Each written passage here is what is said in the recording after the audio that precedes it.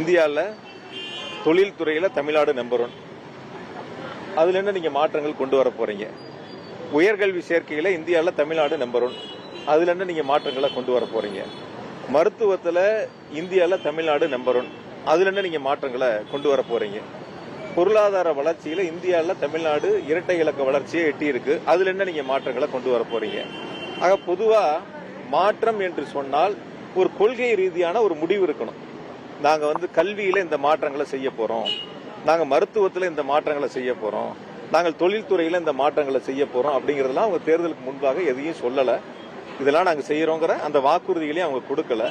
ஆக பொதுவாக சில சமூக வலைத்தளங்கள், சில பத்திரிகைகள், சில தொலைக்காட்சிகள் தான் சில நேரங்களில் மாற்றம் அப்படிங்கிறாங்க. என்ன விதமான மாற்றங்கிறது சொன்னாதான் அது சரியா தவறான கருத்துக்களை சொல்ல முடியும்.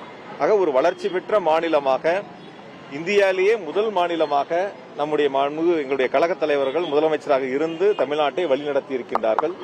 இதை தக்க வச்சாலே போதுமானது. இதுக்கு மேல அவங்களுடைய சக்திகள் அதிகமாக இருந்து இந்த நிலையை விட அடுத்த நிலைக்கு அழைத்து சென்றால் பாராட்டுக்குரியது. ஆனால் இதிலிருந்து